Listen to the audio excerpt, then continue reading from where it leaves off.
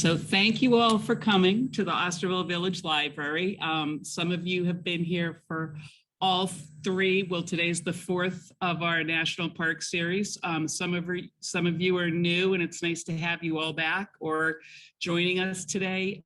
Steve Farrar is doing a 9-part series for us at the Osterville Village Library this winter, and you're traveling to the Colorado Plateaus today. Thank you, Steve. Right.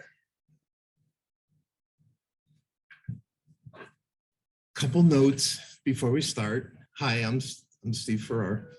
Oh, that's not feedback. I'm going to show you a lot of pictures. I started back in the 60s going to national parks, and not all of the images that I'm showing you are pictures that I took.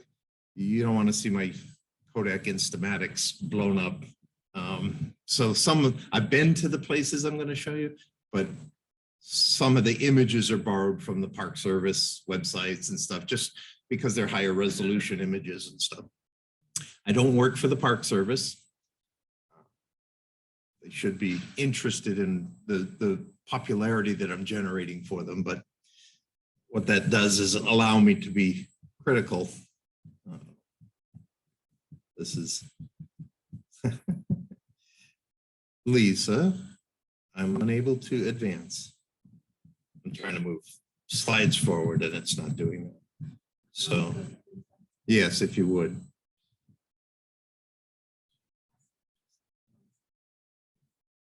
I don't know what button to push to enable me to have control again. So today we're going to the Colorado Plateau parks. They're basically centered in Utah, so it should be the Utah Plateau, but geologically, many moons ago,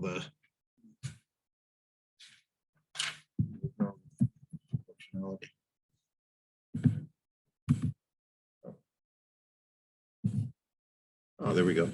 Nice fix. So we're going to 7 parks today. My magician with a magic touch. The first 5 are across Utah. We'll head to the southwest corner of Colorado for Mesa Verde, and we'll end up with a trip to the bottom of the Grand Canyon. So that's our there's your map of the Colorado Plateau. It's basically an upheaval where millions of years ago, this rose because of the conflict of the tectonic plates banging together and stuff. You had a whole rise. So essentially Utah covers western Colorado, the northwest corner of New Mexico, and as you can see, northern Arizona. Just a note on the lands that we'll be traveling through. There are the 5 red dots are the 5 national parks in Utah, but there's a whole bunch of national monuments as well. What that means is the federal government has taken lands away from the state and said, sorry, you don't have any say in the matter here. These are now under federal control. It's 34 million acres of Utah is under federal jurisdiction. The average across the states is normally a quarter of your state, or Utah has well over half of their state taken away from them. Any guess as to what Massachusetts is? About 1.2. 1.2% of Massachusetts. So this isn't an issue that we're familiar with here. We don't deal with it, but out west, they do. So we're going to start. I've made several trips through this area, so there's kind of a mixture chronologically of slides. This is from 1985. I was living in California and was going to move back to New England, but I hadn't seen the Red Rocks yet, so I didn't want to come back without missing this area. Couldn't get anybody to come with me, so I did a solo trip starting in Zion.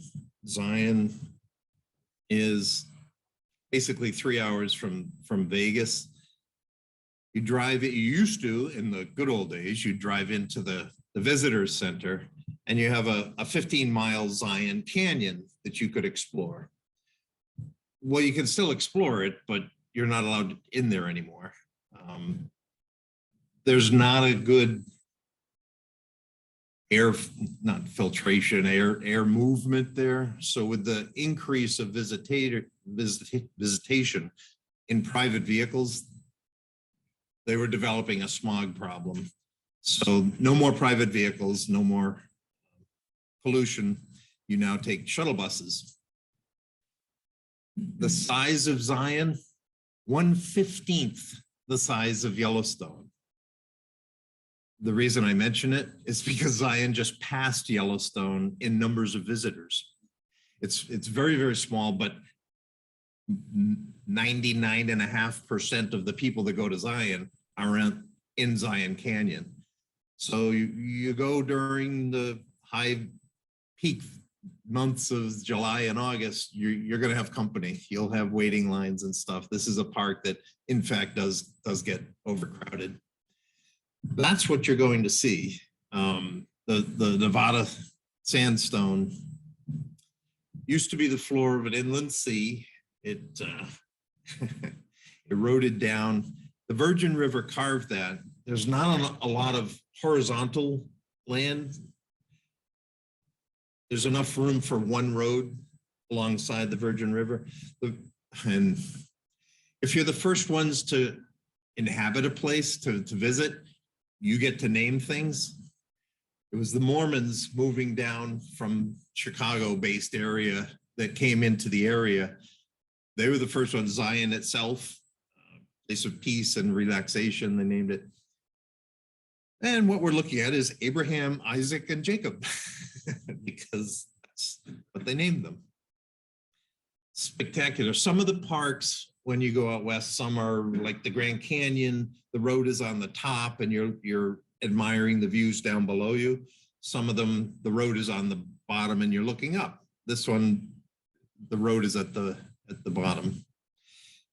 Virgin River, when you first see it, if you're not there during the peak snow melt era, point in time, doesn't initially look like it's strong enough to have done this because that's what carved the canyon. But we're blocked off there. The verbiage says it drops 80 feet per mile. That's about 10 times the Colorado River going through the Grand Canyon. So the northern end up on the plateau, the Colorado Plateau, the northern end of Zion is at 9,000 feet elevation, and it drops to where the exits from the south at 4,000. So it's 5,000 foot elevation drop just within 25, 50 miles. It gets roaring. There are two noteworthy, there's several trails that are fun in Zion. Two of them are amongst the top 5 hiking trails in the entire National Park Service system. Two of the top 5 are in Zion. The first one here is more of a wade than a hike, actually. You're going up the Virgin River. The North Fork of the Virgin goes up a place called the Narrows. It's a 12-mile wade. Sheer walls that have been smoothed by water, 2,000 foot vertical walls that narrow to almost 30 feet in places. So you're basically in a thermometer. When you do need a backcountry permit is required because the rangers are good at paying attention. You can have the sun shining like in the picture here, blue sky where you are, but 5,000 feet higher up on the mesas, if you get a storm, the drainage comes fast and furious, and that water can change in a hurry. What you don't see is blocked out there is that in 1954, there was one of these, it's basically a flash flood. The water level rose 50 times the height in 15 minutes. So it's a section where you can find yourself in the wrong place at the wrong time if you're not it doesn't matter what the weather is where you are. You got to be paying attention to what's further up on the mesas because it comes down and it comes down fast. So it can be very, very dangerous. A backcountry permit is required so that you don't get in trouble. Unfortunately, because of social media disbursement of hotspot, you got to go see this and it's on everybody's bucket list. A picture like this is a rarity. Normally you will have company, but if you get up early enough, you can take a shot and not have a crowd in there with you. Very, very popular spot and extremely memorable. It's an area, as you'll see, which will pertain to a lot of the places we're going to visit today. It's kind of hard to take a bad picture. Pretty much anything you take is going to be frameable. One of the great old lodges. This is from 1925, the Zion Lodge, the one place that you don't have to bring your tent and sleeping bag. There's a lodge in the park. Hasn't changed very much, as you can see from the car in the picture. This is an old picture. Very low key, built into the side, and there's not a lot of flat space to build on, so it's the only place that's there. These are the electric buses. They're pretty good. They have a route. There are turnouts like that you can get some shade. Very, very warm. It's in the desert, so summer months are hot. They give you a waiting space there, but any of the trailheads, if you come down off of a trail and you're in the middle of the run, you just throw your hand up and the bus will stop and pick you up. They're very flexible. We'll get to the trail that I wanted to hike in 1985. I was there one day at each of the parks. The one day I was in Zion, I could not do the next hike that I wanted to. Was busy at the time. You can see the Virgin River, and then the black loop around it is the road. The squiggly line there is the East Rim Trail. The back and forths are a series of switchbacks that enable you to climb the vertical. You're climbing from the river to a 2,500 foot overview up at the top of the East Rim, and to go up and up and up, you have to go back and forth. Now, please no comments on the length of the shorts. This was 1985. Larry Bird was wearing shorts of that size at the time. The issue here, though, is that I was by myself. It's a solo hike, and on this trip, what I would do is get up at 5 in the morning and do a 5 or 6 hour hike out into backcountry to get a feel for the park. Come down and have lunch, and then in the afternoon do the Winnebago tour, if you will. The scenic vista turnouts are there for a reason, and they're spectacular. Don't miss them. But I like getting my hands on the rock. The texture of the rocks are very, very different. I live in New Hampshire. This is not New Hampshire granite, New England granite. It's very, very different rocks. So any of these pictures that I'm in, I had to prop up the camera, set a timer. I hiked for 5 hours this morning, never saw another person, had it to myself. So I had to set the timer and then run around to get in the picture and stuff. So when I did, this is third week in April. If you ever want to change your conception of what a desert's all about, go down into the Sonoran or this area. Third week in April, every living thing blooms. It's unbelievable. You learned in 4th grade or something, your geography class, that the deserts are foreboding and they're dry and they're desolate. And completely different when you go. There's Indian paintbrushes that you have no idea what they're rooted in. They're coming right out of a crack in the rock, and they're bursting with colors and stuff. And it's kind of chilly. It wasn't very hot. So I'm standing on the edge of a 2,500 foot drop off there. If I turn to the south, this is the view down Zion Canyon from where I climbed up to. The fin there on the right-hand side is called Angel's Landing. That is the hike that I wanted to do that day, but the Army Corps of Engineers were shuttling buckets of cement to shore up the path, which had been dirt. They were making it concrete. The one day that I was in the park, I couldn't, they had it shut off. This is a sign that's about 10 feet tall at the base of Angel's Landing. It's not for everybody, the hike. People die on this hike. It's very, very challenging. These are the switchbacks. You're climbing straight up the side of this vertical fin. In 2 miles, you're gaining 1,500 foot elevation. So you have to go back and forth and back and forth. This is the section that was being poured by the helicopters the day I was there. It's called Walter's Wiggles. Walter was the first Zion National Park superintendent. So he found a way to get up onto this fin. So the Switchback series is named after him. There's 21 of them. And this is taken from the top of the Walter's Wiggles. You can see on the left, the people that are down at the bottom, starting the trudgery of going back. It's like climbing a ladder, basically, going up and up and up, and you go back and forth until you gain Scout's Landing.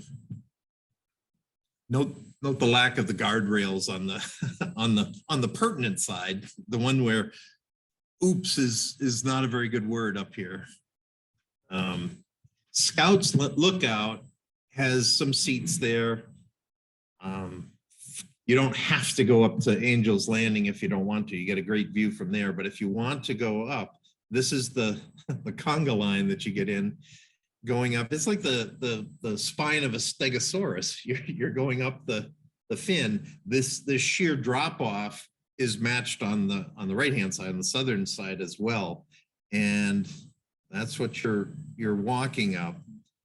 It's essentially, it's not like you're walking on a railroad tie, but the sidewalks shrinks a bit when it's a 2,000 foot drop on either side of you. You don't want to go when the wind's blowing. So when you get up to the top, this is my I have 3 boys. This is my youngest. He went back with his fiance to celebrate his birthday one year. I think his 26th birthday or something. This is a morning shot because the sun is from the right-hand side, which is the east. You're looking north up Zion Canyon, the North Fork of the Virgin. He spent the morning going up Angel's Landing and spent the afternoon wading up the Narrows. So he got the 2 notch in your belt hikes done on his birthday. It's kind of a fun way to spend it. That's looking down from sitting on the peak of Angel's Landing. Going up is one thing, but you're looking up and seeing what's ahead of you is one thing. But then you got to get down. So you got to reverse things, and it's a little trickier going back down that spine. So a memorable hike. Way up in the northwest corner of Zion, that not a lot of people get to. You can't get there through the visitors center through the Zion Canyon. You got to go out and around from the west, approach from the west. The Column section of the park has the second largest freestanding rock span anywhere in the world. It's hard. Those trees up on top there are not shrubs. Those are 30-foot trees. It's 300 feet across. So it's hard to get a perspective on how big that arch is. Column Arch. And there's of late, there's the new hot hike is called Subway. Kind of a technical hike. It wouldn't hurt to have a guide with you. There's rappelling involved to get down here. There's swimming to complete it and stuff. It's a little more challenging, but that's up in the Kolob section to get out to the arch. A lot of fun places. I brought my kids here, 8th grade and 10th grade, as they said, Dad, where are we going for spring break? I said, we're going to Las Vegas. I'm like, yeah, psyched. For about 20 minutes until we get our rental car, and then we're out of there. We hiked, including the 2 weekends and vacation week, we had 10 days. We hiked in 7 national parks in the 10 days. So this is a great park bagging trip. They're all spaced a good day's drive apart and stuff. But for them, it was their first experience of being turned loose in terms of they'd say, well, can I go up there? Sure, go ahead. It's a national park. You can go wherever you want. They could scramble up on these formations and stuff. It's great park to bring kids to. They did open a tunnel, Mount Carmel East Tunnel. Previous to 1930, the only access was from the west, from the Vegas side, if you will. But by blasting this tunnel, it's a mile long. What that did was connect through to the east entrance to the park, and then you can go north to Bryce Canyon or south down to the north rim of the Grand Canyon. It's a very cool tunnel. When you go through to the other side, there's a turnout. The switchbacks there are the road climbing up from the river, from the valley floor, the canyon floor. And then that section of sandstone on the left is what you drive through where the tunnel is. And then there's a looking back. So like I said, it's very difficult to take a bad picture when you have views like that you're looking at. So that's a brief overview of Zion. If you do go north, maybe a couple hundred miles, it's Bryce Canyon's up there. Bryce, just some numbers on what it costs you to get out there. That you can now get if you're over 62, you can get for $80 a lifetime pass that covers not only for yourself, but anybody in your vehicle. Passing to you don't have to use it too many times for it to pay for itself. Bryce is oriented north to south, fairly narrow. Named after Ebenezer. Ebenezer Bryce was the first to settle in the area, one of the Mormons. It's 5 miles wide, north to south, and this is the reverse. This is low elevation, 6,000 foot elevation up at the visitor center where you enter. And if you drive the one road there toward the south, you're actually climbing. You go up from 6,000 to 9,000 feet elevation. I mentioned the elevation because if you're going to go there for a day trip, if you haven't acclimatized, if it's new to you, you may not want to try too strenuous a hike if at 9,000 feet, unless you're living in Colorado or something. If you fly in from Boston and hike at 9,000 feet your first day, you're going to feel limitations. It's actually misnamed. It's not a canyon at all. It's an open series of amphitheaters. There's a sunrise picture facing east. The drive along the top, this one, the road's on top and you're looking down at a series of, they're called hoodoos. To me, Walt Disney couldn't have come up with something more spectacular that Mother Nature has formed on her own. I mean, it's just spectacular. This, like Zion, used to be underneath an inland sea. So the sediments have settled over time, and there's a couple thousand feet of sediment that gets eroded away. It's not base solid rock like a granite from Yosemite that came up from underneath. This is all settled, so it does erode. And again, in my opinion, the way to get a feel for a park is to get down into it. So we hiked down the Wall Street Navajo Loop, and it gives you awesome differing perspectives. This is a formation. Most of them are named, the ones that stand out. This is Thor's Hammer. But as you walk down and down and down, it gives you a very different perspective on the hoodoos. There's the trail over to the left there that's basically a path. What passes for one as you go down. There's my kitties hiking down to the bottom where you get a very different look at things, and they get to climb around. There are hardened mineral beds that don't erode as easily as the sedimentary ones that form bridges, and all kinds of fun, climbing up, getting your hands on the rock. This is just geographical, the siltstone. they've carved through a couple of the formations to complete the trail so that you can make a loop. As you drive from north to south and climb, each of the turnouts give you a very different vista. You actually don't have to hike. You can sit in one place and let the sun switch position. And as it shifts, the different veins of minerals, the iron is the orange, the manganese is blue and stuff. As the sun shifts, it picks up the different colors. So just sitting there on a picnic bench, the view in front of you changes as the sun shifts. If you go up all the way to the end at Rainbow Point, it's 9,100 feet. You can look back along the road that you've driven. Way up at the top is where you came in, which is physically lower. That's a day trip to Bryce Canyon. Capitol Reef, probably the least visited of the Utah parks. It's smack in the middle, right in the middle of the state.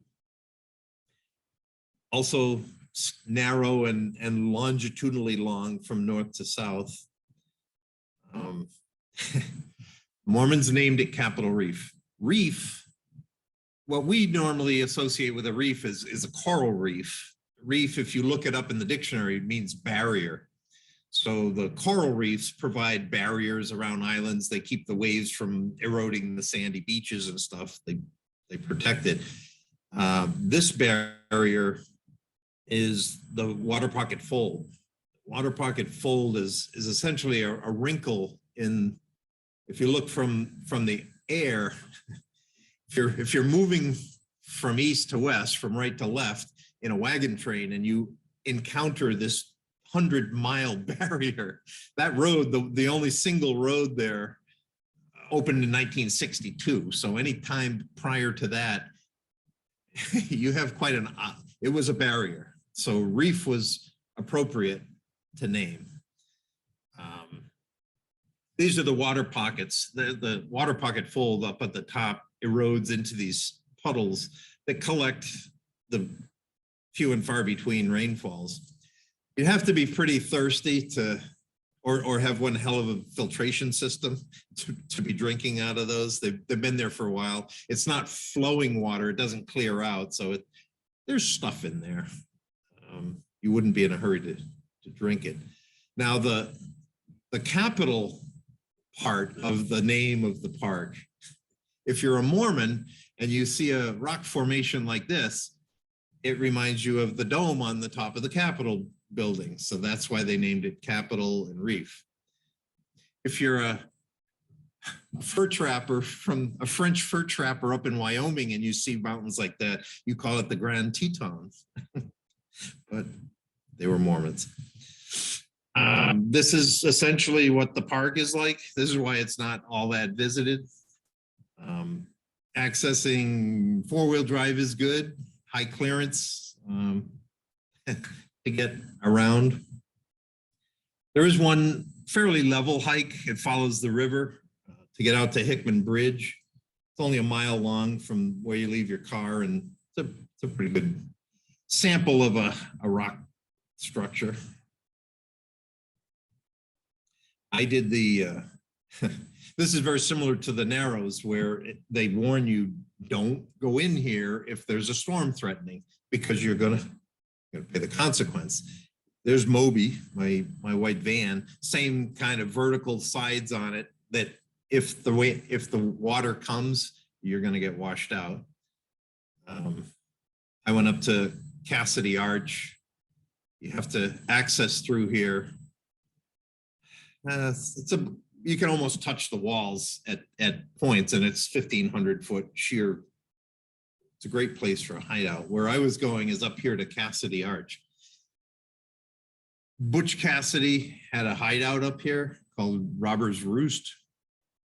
Awesome place. Number one, because the view from up top, you can see 50 miles in every direction. So nobody's going to sneak up on you. And number two, the only way to access the trailhead to get up here is coming through that Narrows. So one one guard with a rifle is going to be able to hold off the whole posse because they have to come single file to get through there. Now, again, this was my solo trip. So I was up here over 2 hours, great place for sunning and stuff. I wanted somebody to take my picture on the arch and never saw another person for 2 hours. So this was about the sixth try of my maxing out the 30 seconds that it gave me to set my camera and then run like heck around to get in the picture. I managed it and got onto the arch. Why I'm showing it is because summer of 2020, 35 years later, I went back to the arch. That's my 3 sons, which my wife would prefer me saying our 3 sons, but the phrase is my 3 sons. They're in their 30s. They are the same age in this picture as I was in that picture, 30-year-old, and not one thing has changed. It's the beauty of going to the parks, generation-wise. It was so fun to watch. Number one, I'm impressed that 35 years later, I'm back up climbing 1,500-foot vertical in 105-degree heat to get up there. But they had the exact same reaction that I had when I was 30, looking at these stone formations saying, oh, I can get up there and oh, I can get my picture on this and stuff. And away they went. They just had such a ball, but it's exactly, nothing has changed in 35 years. So it's just a good example of our parks and the beauty of conservation. There's my son Brooks looking back at the arch there on the right. This is the view. That's why I say nobody's going to sneak up on you. That's the view from the top, up on top, which is why Butch and the boys tagged it for their hideout. Heading up the wash to get back to our car. The northern section of the park is hard to access. You, again, want to have 4-wheel drive, but this is the Temple of the Sun and the Moon. Absolutely stunning. And again, depending on the position of the sun, the shadows, you can see the road there around the Temple of the Moon on the right, to give you a size of those structures. These are not carved. Mother Nature did these things. You look at some of these formations and you'd swear you're over in Egypt in the Valley of the Kings and stuff that man carved them. These are all eroded. Look at the day we had to be there. Very memorable. Sunset Point.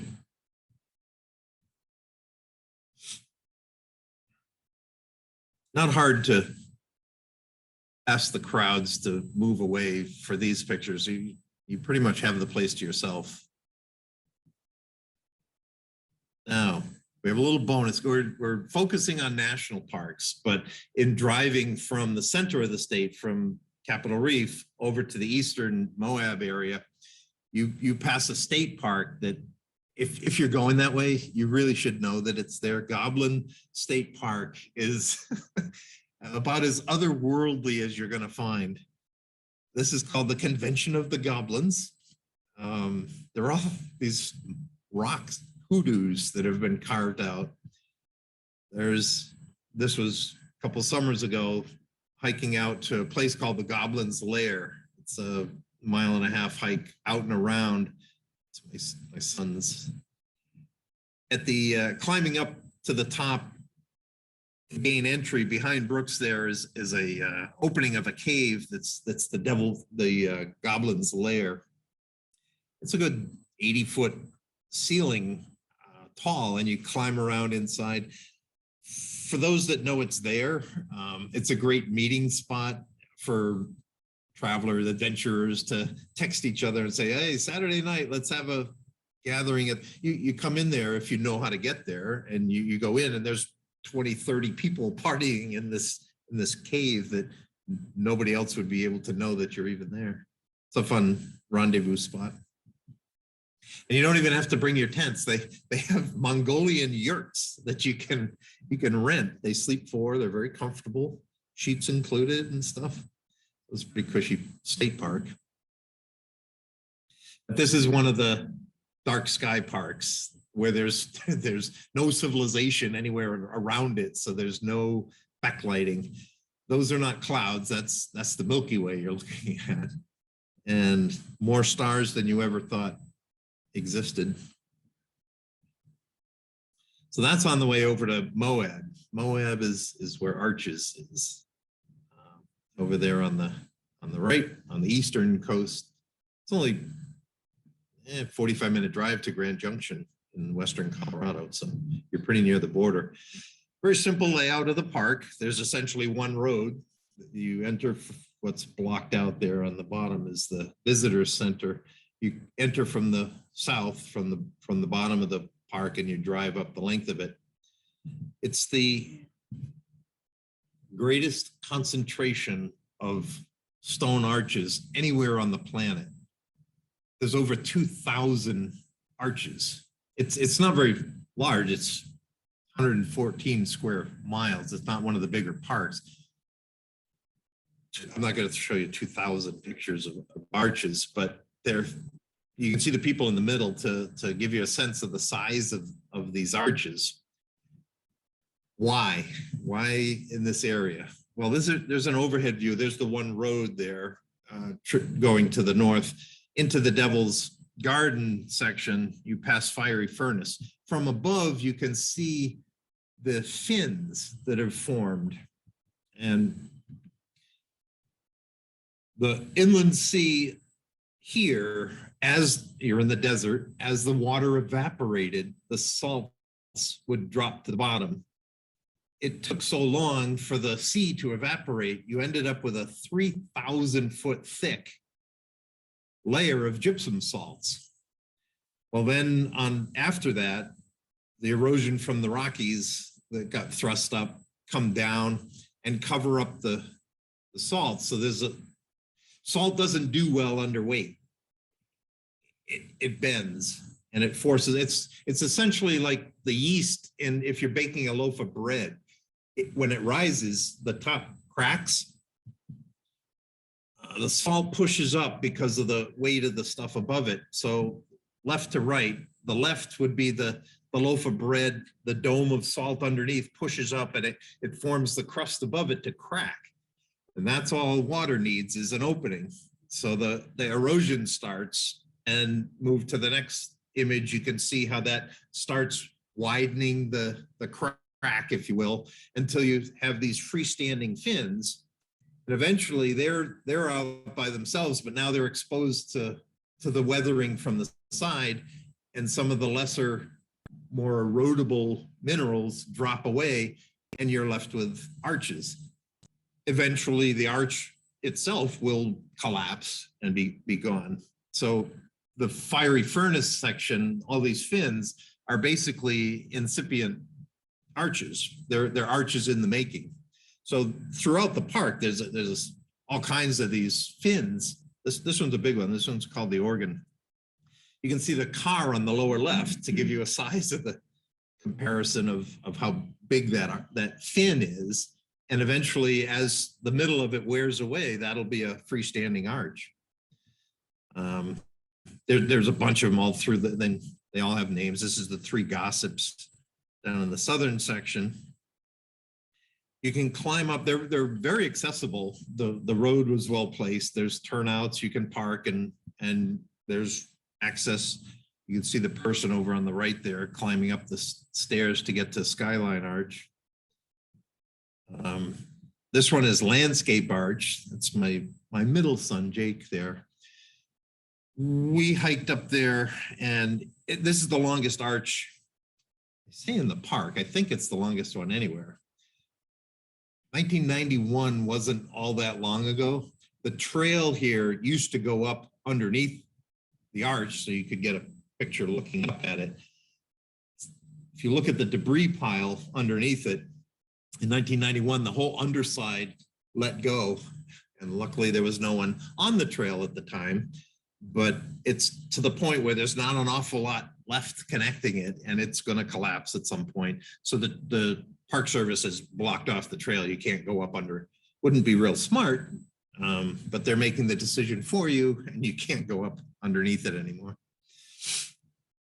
But on the way out to the hinterlands, Double O Arch, there's an arch at the bottom and then right up above it. And again, you can see the sign, see the white dot there on the right-hand side. That's somebody hiking around. Fun place.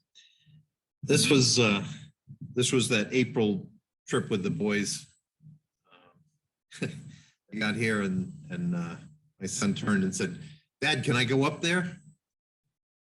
And I said, "Well, are you asking for permission or are you asking for an assessment of your climbing abilities?"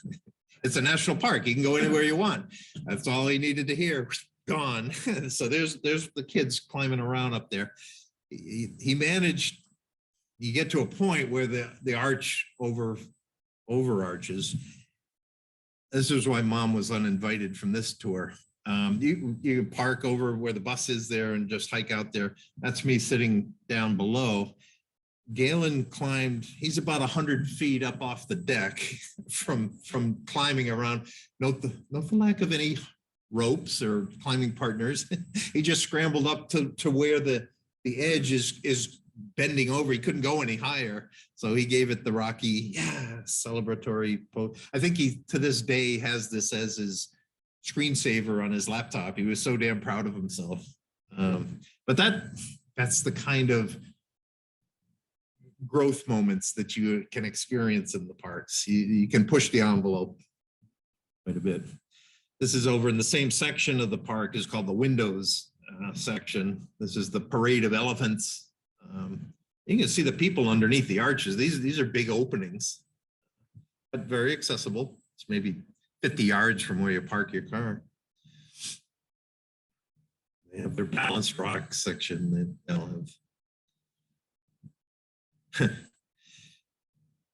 Some parks you can ease your way. You can take a raft trip down the Colorado through the Grand Canyon. You can take the mule ride down to get down there. You can cheat. In Arches, if you want to see the backcountry, you hike. There's no shortcuts to it. The sign that says primitive trail is an understatement. There is no trail. You bring your compass to tell how you're doing, because the kids with their darn electronic devices, oh, I got GPS, there's no cellular connectivity out in the middle of nowhere. You just have to know your directions. So I think there may be legislative requirements for every resident in Utah to have to make a pilgrimage to, right up at the top is the base pillars of Delicate Arch. Delicate Arch is the symbol of arches. It's on the Utah license plate. Virtually every household has a framed picture of the family standing under Delicate Arch. Everybody goes there. So we had come first thing in the morning. This is looking east at sunrise, and noticed that all of a sudden Galen was gone, my youngest. He had run down this amphitheater, and that's him over on the right there, down below. He ended up over under Delicate Arch, which you don't see from this view, but there's about 1,000-foot drop off directly behind it. So if you come up from that perspective looking west, now you can see behind the Delicate Arch, the drop off. It's a cool amphitheater. This is sunset looking in the afternoon west. Very orderly. It's very, very popular, fairly strenuous hike to get out. It's a 2.5 mile hike to get out there. Families with little kids, and very, very popular. And everybody waits their turn to go one at a time and get their image taken by themselves under the arch. Very organized. Again, they do light up the arch to highlight that, but no towns or anything nearby. The nighttime pictures are very frameable. So that's Arches. Now, also out of Moab, Moab's an awesome place for a base of operations. Canyonlands is another national park there. You've got the confluence of two rivers. The Green River comes down out of Wyoming, about 700 miles drainage out of the Wind River range. So that comes down from the northwest. The other river from the east there is the Colorado, draining the west side of the Rockies. They flow in, and what it essentially does is divide Canyonlands into three very distinct sections. The two rivers that carve canyons, the Green and the Colorado, isolate the northern section, the Island and the Sky section, which, as you can see from the red line, you can drive right out to the promontory at the top.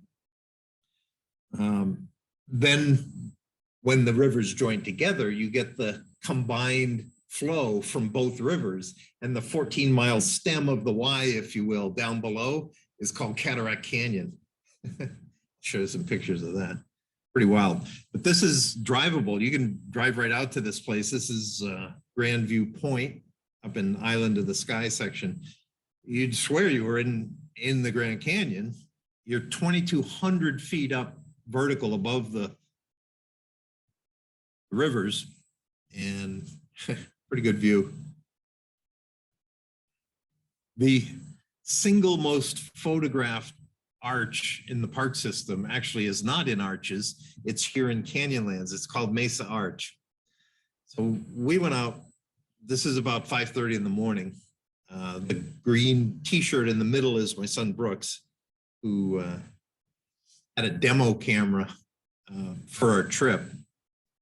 About a $7,000 Canon camera that he didn't know how to use, but the professional photographers, what they're waiting for is sunrise. You have about 3 to 4 seconds if you're in the exact perfect position to get the money shot. When the sun rises, it lights up the underside of the arch and it's all orange and beautiful. So if you have positioned properly, you get the starburst of the one. It's about 5 seconds where the sun bursts over. It's framed from the horizon underneath the arch. The arch is lit up.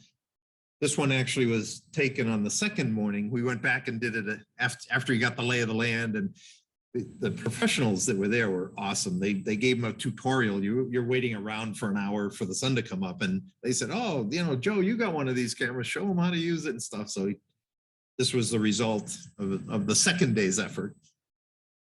Very, very cool place to be. Now, my younger son, Galen, had been here the previous summer, so he already had his starburst shot. He decided to go way to the right along. I can't blow this up the way you can with your cell phone images. Way up at the top, there's a little dot. That's my son. At the highest point, he wanted to get a picture looking back at us. So he took this picture at sunrise. We're there getting the arch. That's what's behind the arch, the drop off. Again, you can look at all the still pictures you want. It takes a video to really appreciate the panorama of what the hell's behind what you're taking a picture of. It drops away rather precipitously. Very cool. Nothing like, that was the trouble bringing kids there, is that at the risk of generalizing, they don't know what they don't know. So there's nothing in New England you can point to and say, well, it's kind of like that or something. It isn't. It's very, very different. So you just have to bring them there. It's a memorable trip. Now, halfway down, in the 20s, early 30s, uranium was discovered in the area. So the prospectors needed a way to get the ore out. They made roads where roads don't belong, basically. They carved into the side of the cliff, and it's a sheer drop off. Note the lack of guardrails. This is a 100-mile long White Rim Road. It's halfway down from the 2,000-foot Island in the Sky Mesa down to the rivers. You can bike it. It's a couple-day ride. Remember, you're in the desert. We were there for 5 days in 2020. 105 degrees was the coolest it got on any day.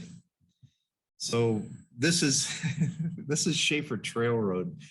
again, this was for mules pulling a cart. It wasn't meant for high-speed travel. So there's a series of switchbacks, very hairpin turns with dropaways and stuff.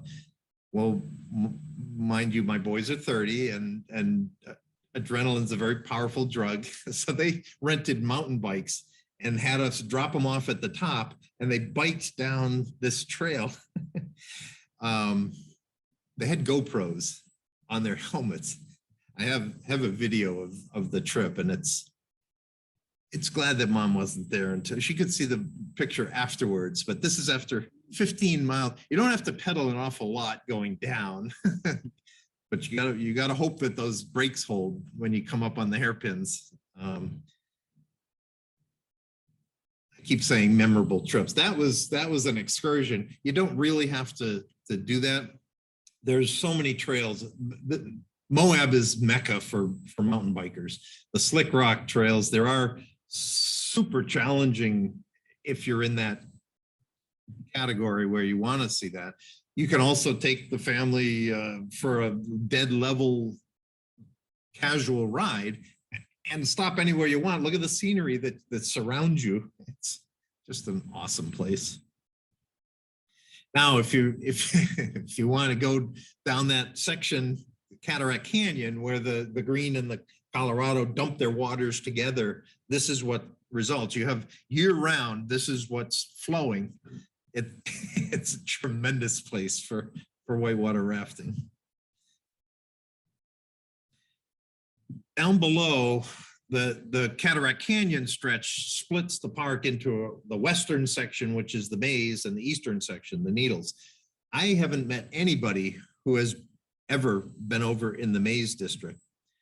The only way to access it, there's no bridge over the river, so you got to come from the west. It's a 46-mile, they call it a road, it's a track, and you better have four-wheel drive. This is what you're going to. This is why it's called the maze.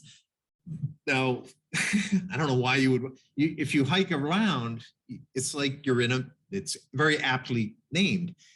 You come to a dead end, and you got to turn around and take a different route and stuff. Unless you have a guide with you, I don't see the attraction. But that's why it's called the maze. That's what it looks like. Stay over on the east side. You can drive to the places, you leave your car there, and it's a 2-mile, 4-mile hike. I did the Elephant Hill hike. Oh, you can, one of the favored pastimes is Jeep tours that you can sign up for in Moab. And these guys are good. They'll take you to places where you wouldn't normally think that's vehicle friendly. You can rent a Jeep if you want to try it yourself, but it's not as easy as it looks. And towing rates are astronomical to undo what you did wrong to try to get you out of there. Stick with the pros. I chose to hike out there. Again, never saw anybody. I did an overnight out into the middle. Those are ancient Anasazi petroglyphs that you come across just out in the backcountry, carved into or painted on the rocks. The payoff, this is out the front of my tent at night. Got it to yourself. Another one of the dark sky parks. So now if you drive over, you can see Canyonlands, Arches, follow 191 down, and then cut over to the east toward Durango. And in the extreme far southwest corner of Colorado is Mesa Verde National Park. Very simple park that, again, there's one road that comes up, and there's one split that goes either to the west side or the east side of the mesa. It's only 23 miles. It takes over an hour to get up there because it's climbing. Cortez, the town at the top there, is at 6,000 feet elevation. Cliff Palace up at the end where you're going to is 2,500 feet higher. 1888, it was discovered. Ranchers lost some cows. They went up one of the fingers of the mesas there looking for their cows, and they found the ancient cliff dwellings. By 1906, word got back to Washington that these prehistoric places were being robbed. All the pottery was being stolen. They were just being desecrated. So Teddy Roosevelt, it takes an act of Congress to create a national park. He wanted to station federal rangers there to stop the pilfering. Congress didn't want to give him what he wanted. So this led to him being creative, and he came up with what's called the Antiquities Act that allows a sitting president with the stroke of a pen to create a national monument. Not quite the same level of protection as a national park, but it did allow him to bring federal employees there to stop the looting of the places. So this was actually Devil's Tower was the first one formed. This was the initiative that initiated the formation of the Teddy formula. 1888 wasn't, 100, 130 years ago, 40 years ago. 4,300 dig sites, archaeological sites they've discovered since then. They're finding them all along. They're still discovering new ones the more they explore and stuff. 4,300 different sites. This is, you learn it as the Anasazis. Anasazi in Navajo means enemies. So it's been stricken from the records. The new politically correct terminology is ancient Pueblans. So the ancient Pueblans lived up on top of the mesa for 600 years. And then they switched. They went down and carved these safety villages, cliff dwellings in the middle. We're only there for about 100 years. And when I say they disappeared, if you discover new cliff dwellings, there's pots with corn still in them. The arrows are still in the quivers. They literally left everything and just disappeared.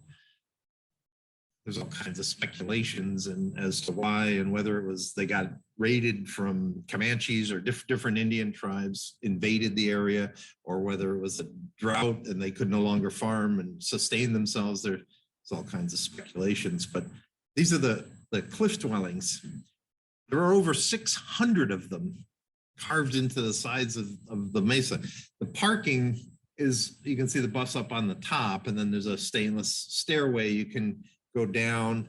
The ladder there that you see, you can access to climb up into the dwellings. This is a medium size. It's got 40 rooms in it. So this isn't some adobe mud that they threw together some afternoon. There's 40 different rooms. And this is medium. They're beautiful, but all you're doing is staring across at the finger of Mesa across the valley from you. The most noteworthy one is called Cliff Palace, 150 rooms. They figure over 100 people resided in this place. This is a ranger-led tour. You come down the stairway and access it, and you go right into the dwellings, some of the dwellings. You can get down into those pits are called kivas. Those are the ceremonial where the medicine men would go smoke their pipes and take the peyote buttons and have a good time. That's the layout of what's missing is you can see the roof support on the right. There used to be logs covering it, and over time the organic material has disappeared. The rocks are still there, so the pits are still there. This is a reenactment up on the top of the mesa where they've reinstalled the ceilings, if you will, the tops, and you would have to climb down the ladder to where the fire is, where everybody sat around. Ceremonial kiva. So that's a couple of my boys climbing around in the Cliff Palace. If you took, that's on the east side, if this is a simplification of the layout of Mesa Verde, if you take the western side, you end up at Longhouse, very, very similar. You just take the trail down, the steps 150 down from where you parked. Same, you know, more of the same, very, very similar. But there's 600 separate dwellings, cliff dwellings that have carved into the side.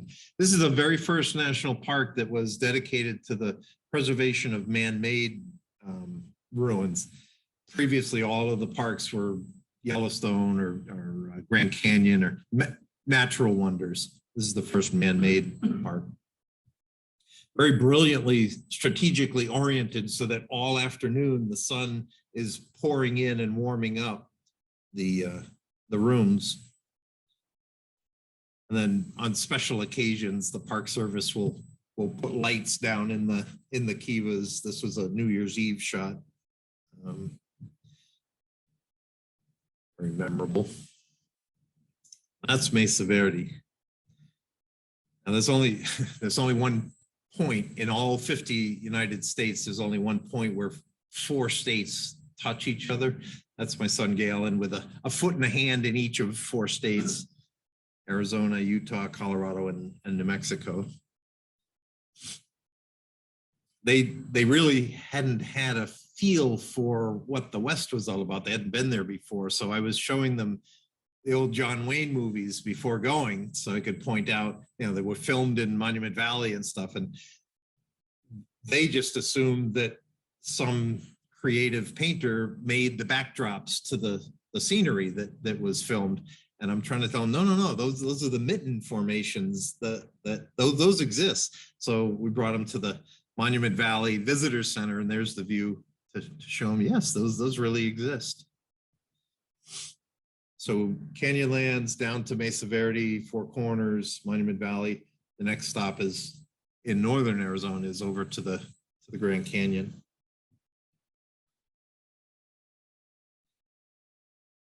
Teddy Roosevelt was the guy that got around. He saw quite a bit. He was an outdoors guy. For him to stand here and say that this is, without a doubt, the most magnificent scenery he had ever been witness to is saying a lot.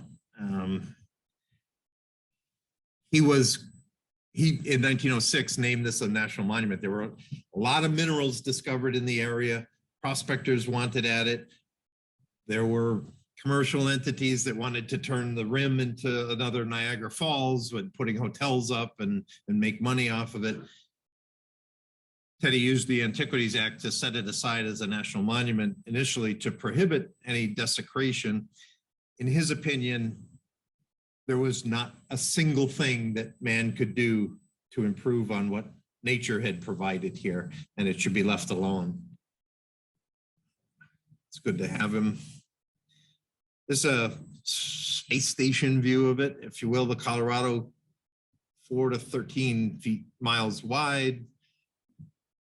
North rim is a little taller. North rim down to the Colorado River is a 6,000 foot elevation change, which brings a lot of different climates.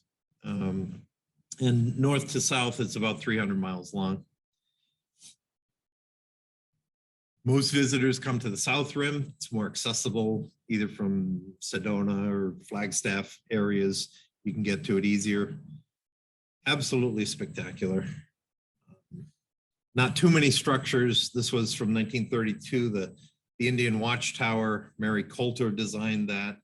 It's now an Indian Culture Center. She's designed the interior. As you walk the spiral staircase up to the top is all Hopi and Indian furniture and designs.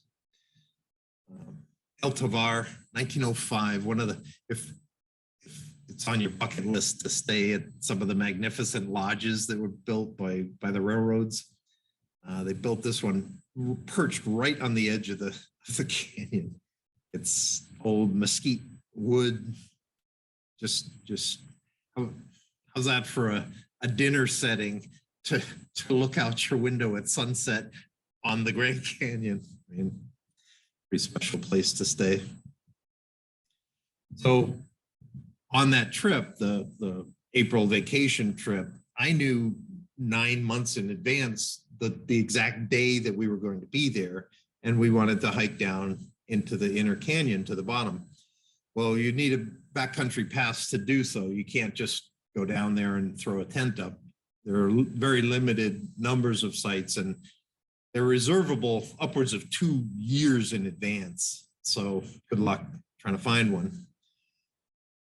I was rather a pest. I called and got put on a waiting list, and that wasn't doing it for me. So I started, I called fairly regularly for updates to see if it was climbing up the waiting list, if anything had opened up. The same elderly ranger gent answered the phone every time I called, and he got, after about the dozen calls, he got rather irate, and I told you I'd call you if anything comes out. He got kind of nasty after a while, but I kept calling and never got a pass. So we were resigned that we had to just hike along the rim here, which isn't bad. The dotted line there gives you a lot of different views of the canyon, and it's fun.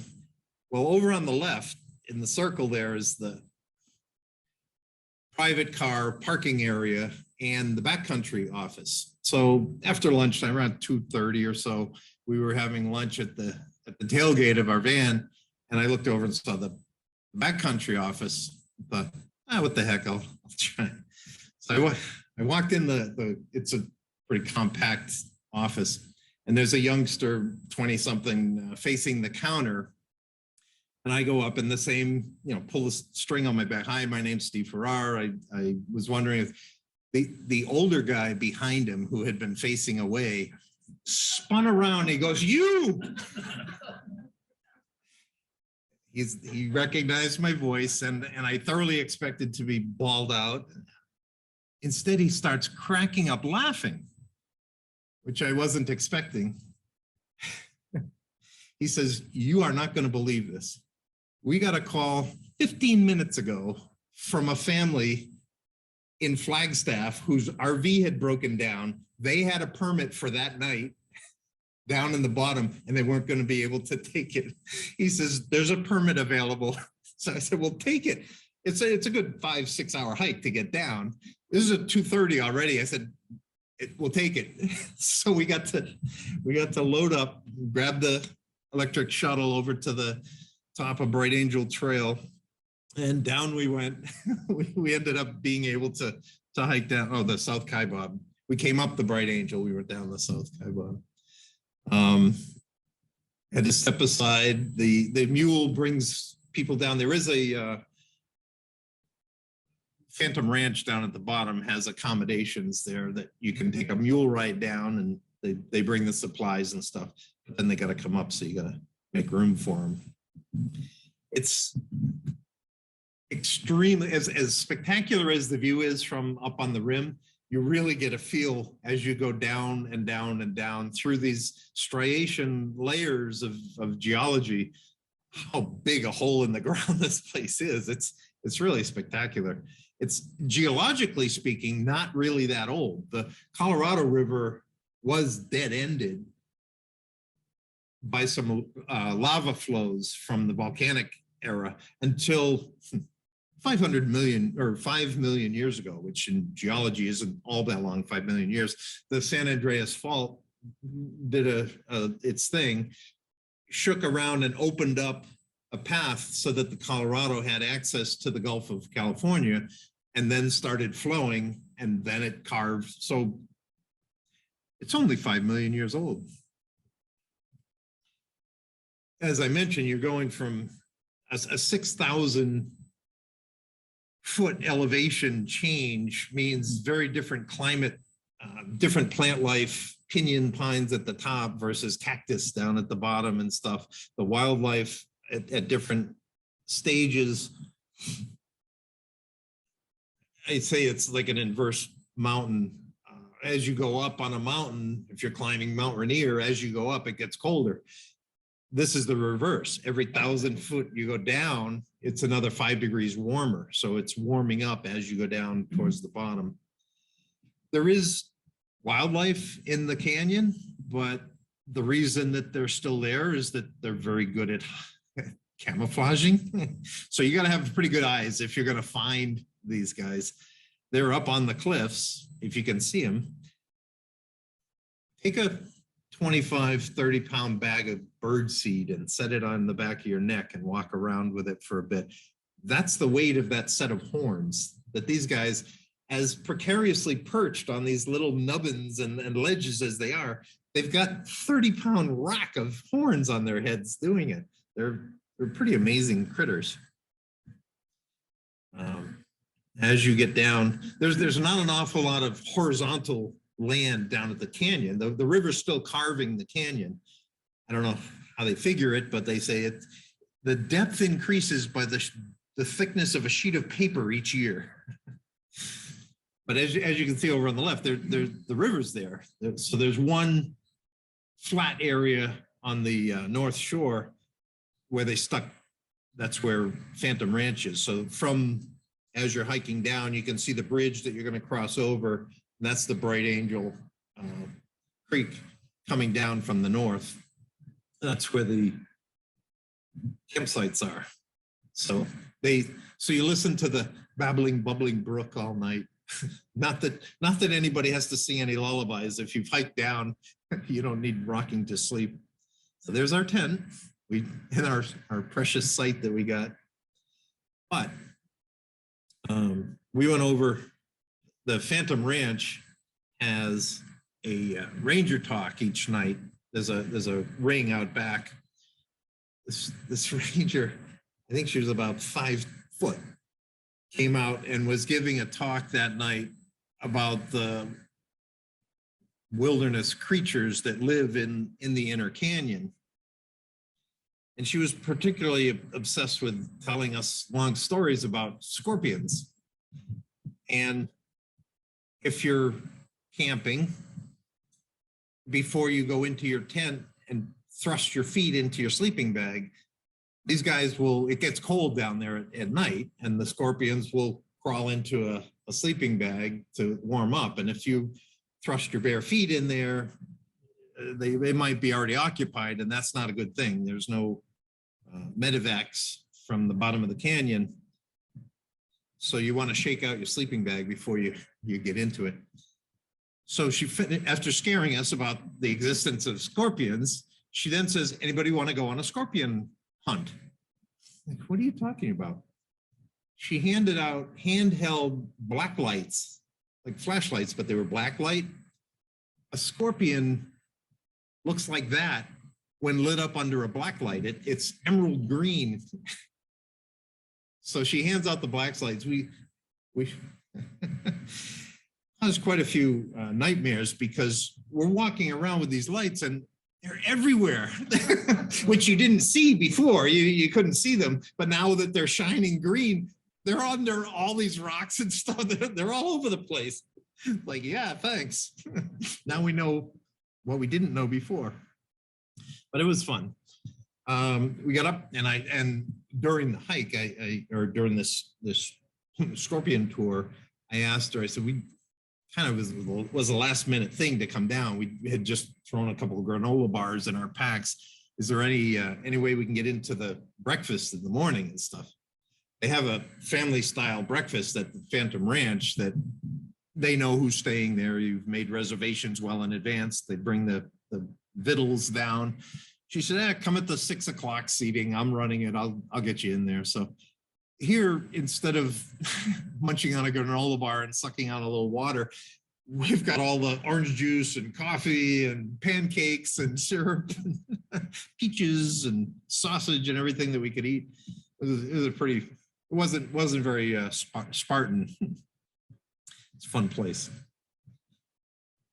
The rafters that come through. Most people that go to the Grand Canyon never step an inch below the rim. They're just on top. So before heading up, I had my boys go over and dunk their heads in the river. And what do we want to do that for? because so you can say you did. You don't understand that. Most people don't come all the way down. So they got good and soaked. And then gravity is good. When you're coming down, it's an aid. When you're going back up, it is a tiresome hike. It's just never ending. You keep coming up to what are false summits. You go back the switchbacks and you get up to what you think has got to be the top mesa, and you get up there and nope, sorry, there's more. You just keep going up and going up.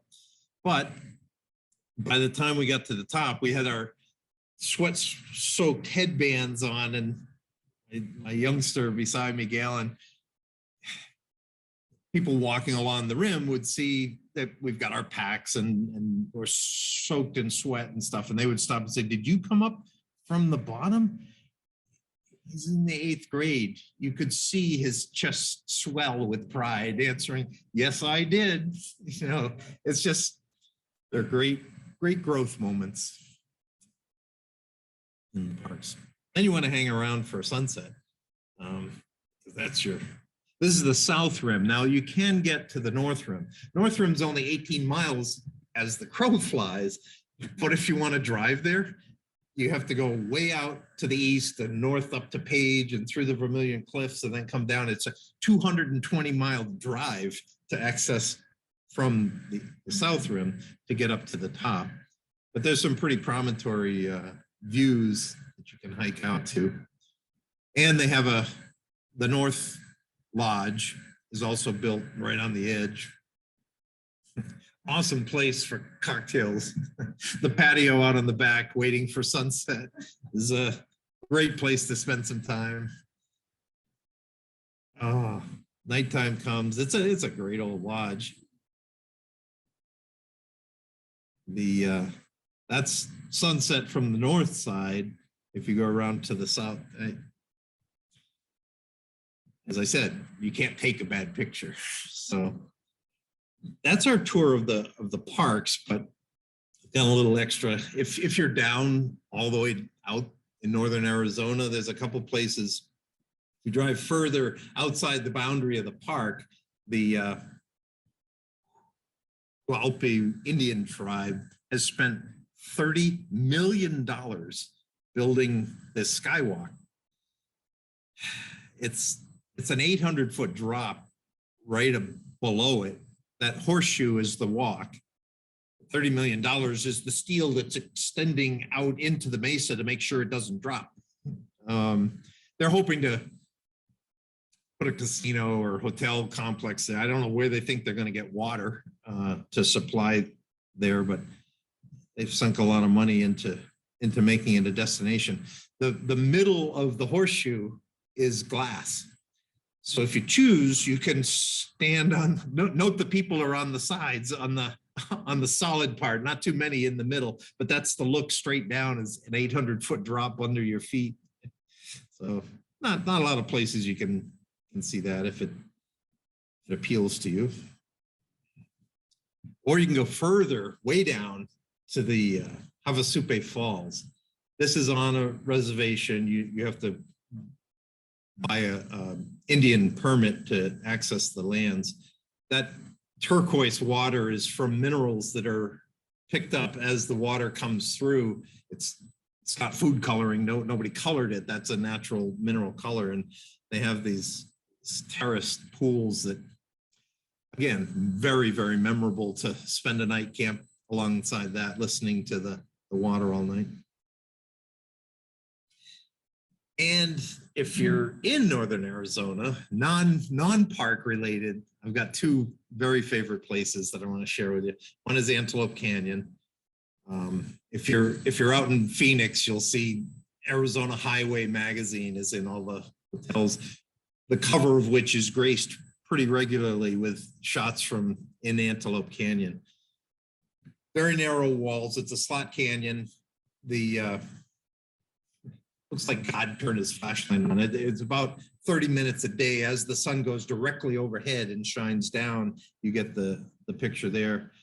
Blocked out are my son Galen and our Navajo. It's on a Navajo reservation, so you have to hire a Navajo guide to get access into the canyon, but the pictures that you can get there are just stunning. Not your normal geological features. Second place is called the Wave. Wave is actually, it's in the North Coyote Butte section of Pariah Canyon in the Vermilion Cliff National Monument. It's administered to by the Bureau of Land Management. It's 45 minutes up the road in Kanab, Utah. You have to go up there. They would prefer that people not be allowed into this place, but it's public land, so they have to. There are 10 permits a day allowed. Only 10 people a day can go in there. So every morning at the BLM office, they have a lottery. And if you're there and you have your numbers drawn and you have 6 people in your group, then only 4 other people can go, 10 per day. This is what you want to head to. That's my brother Pete wanted to go someplace special for his 60th or his 50th birthday. I said, oh, I got a place in mind. Meet me in Phoenix. He says, well, where are we going? Wouldn't be much of a surprise if I tell you, trust me on this one, you'll like it. So my other brother, Andy, took the picture. That's solid rock. Again, this was the floor of an inland sea. It's solidified into sandstone. You can imagine what the risk of denigrating skateboarders, what they might do to this place were they allowed in. We were there for 4.5, almost 5 hours, never saw another person, had the place to ourselves. It is the most phenomenal geological formation. I climbed way up it's blocked out by the bar at the bottom. The wave is way down the bottom. I climbed up to this arch up above, but to get to it, you leave the BLM up in Utah, in Kanab, they give you a mile marker of where to turn off the road. There's no sign, there's no building, there's no anything. It's just a track going off into the desert. Turn where you're told to, and if 5 miles out into the desert with nothing, if you made the right turn, there's a post in the ground that says North Coyote Buttes. That's the parking area. You leave your car there, and then you have 3 pages of line of sight directions where you head to the south, go over the Sandstone Ridge, look to the east. There's 2 mesas, go around them to the right. It's another 5 miles of hiking out to get here to the Wave. So it's nothing that you're going to stumble on. You got to want to go see the place. I've got the direction. I've been there 3 times now. So it's pretty memorable. So that's my whirlwind tour of what's waiting out there in Utah and North Arizona. Go see them. They're your parks. You pay for these places.